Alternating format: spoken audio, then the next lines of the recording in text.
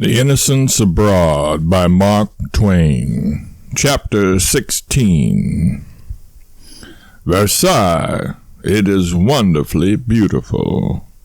You gaze and stare and try to understand that it is real, that it is on the earth, that it is not the Garden of Eden. But your brain grows giddy, stupefied by the world of beauty around you, and you half believe you are the dupe of an exquisite dream. The scene thrills one like military music. A noble palace stretching its ornamented front block upon block away till it seemed that it would never end.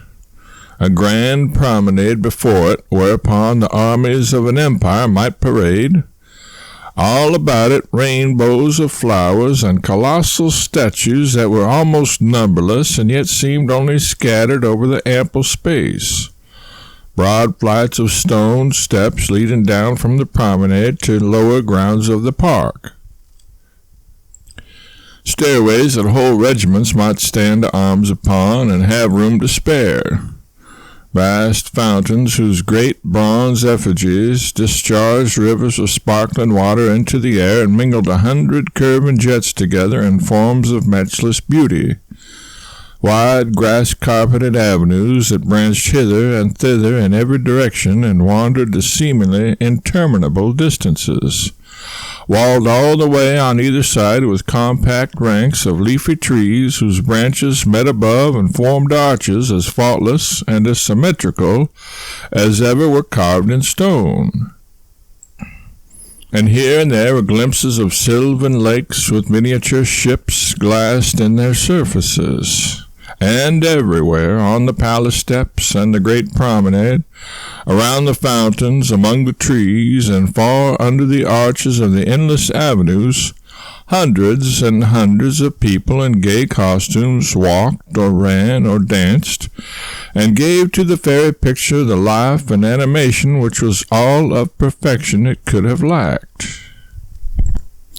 It was worth a pilgrimage to see.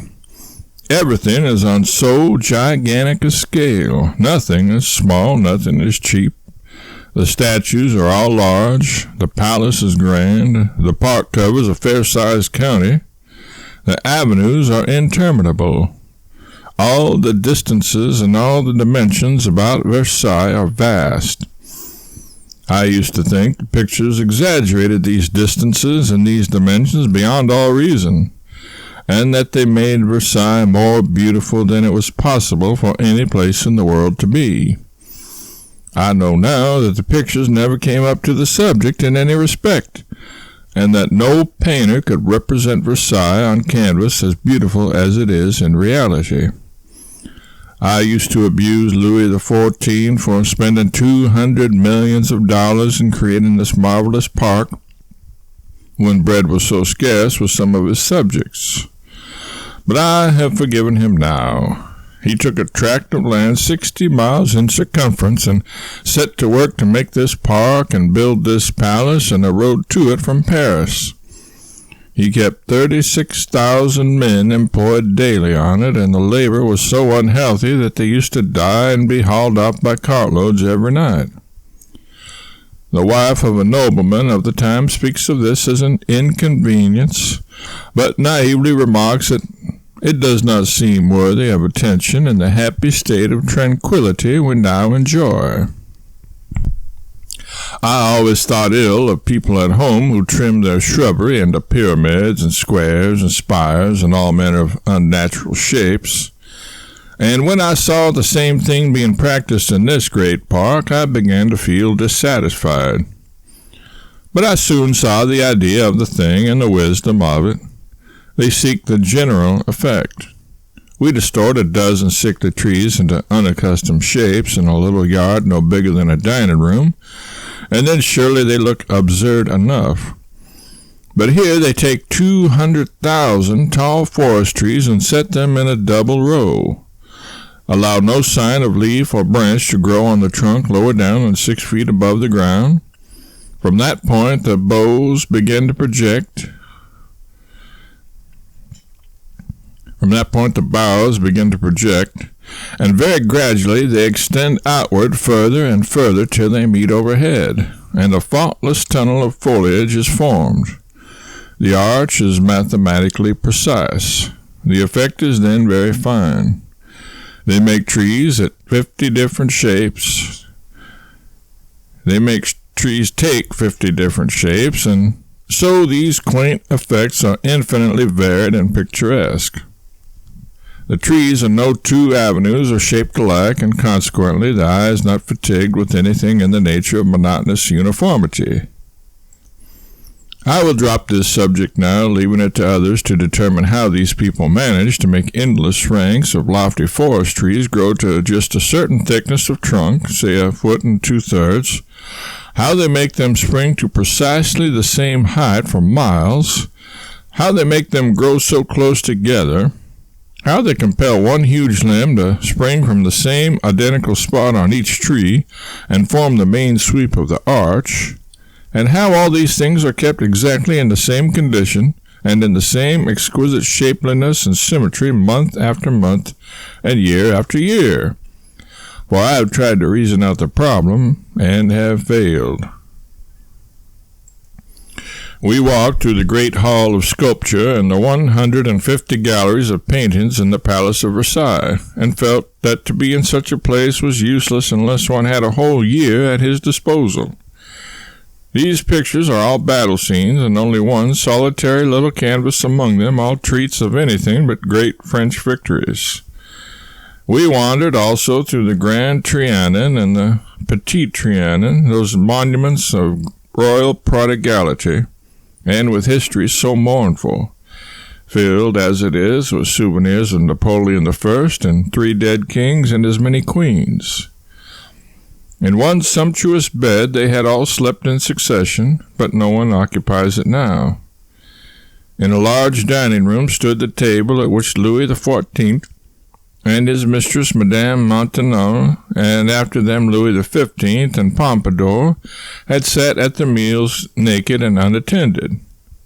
For the table stood upon a trap-door which descended with it to regions below when it was necessary to replenish its dishes. In a room of the Petit Trianon stood the furniture, just as poor Marie Antoinette left it when the mob came and dragged her and the king to Paris, never to return. Near at hand in the stables were prodigious carriages that showed no color but gold, carriages used by former kings of France on state occasions, and never used now save when a kingly head is to be crowned or an imperial infant christened. And with them were some curious sleighs whose bodies were shaped like lions, swans, tigers, etc.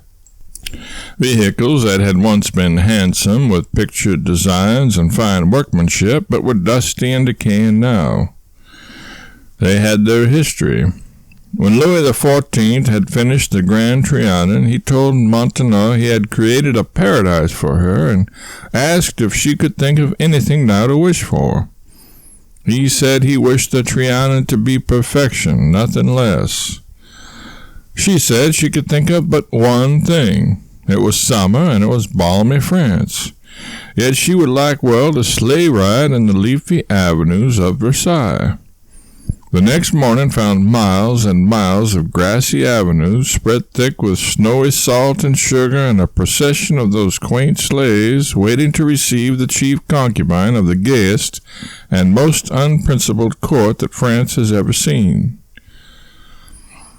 From sumptuous Versailles, with its palaces, its statues, its gardens, and its fountains, we journeyed back to Paris and sought its antipodes, the Faubourg Saint-Antoine.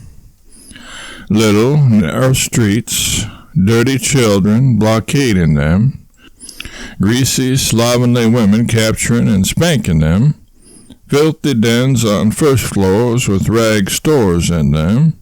The heaviest business in the Faubourg is the chiffoniers. Other filthy dens where whole suits of second and third-hand clothing are sold at prices that would ruin any proprietor who did not steal his stock. Still other filthy dens where they sold groceries, sold them by the half-pennyworth. $5 would buy the man out, goodwill and all. Up these little crooked streets they will murder a man for $7 and dump the body in the Seine. And up some other of these streets, most of them I should say, live lorettes. All through this Faubourg Saint-Antoine, misery, poverty, vice, and crime go hand in hand, and the evidences of it stare one in the face from every side. Here the people live who begin the revolutions. Whenever there is anything of that kind to be done, they are always ready. They take as much genuine pleasure in building a barricade as they do in cutting a throat or shoving a friend into the Seine. It is these savage-looking ruffians who storm the splendid halls of the Tuileries occasionally and swarm into Versailles when a king is to be called to account. But they will build no more barricades. They will break no more soldiers' heads with paving stones. Louis Napoleon has taken care of all that. He is annihilating the crooked streets and building in their stead noble boulevards as straight as an arrow, avenues which a cannonball could traverse from end to end without meeting an obstruction more irresistible than the flesh and bones of men. Boulevards whose stately edifices will never afford refuges and plotting places for starving, discontented revolution breeders. 5 of these great thoroughfares radiate from one ample center, a center which is exceedingly well adapted to the accommodation of heavy artillery. The mobs used to riot there, but they must seek another rallying place in future. And this ingenious Napoleon paves the streets of his great cities with a smooth, compact composition of asphaltum and sand. No more barricades of flagstones. No more assaulting His Majesty's troops with cobbles.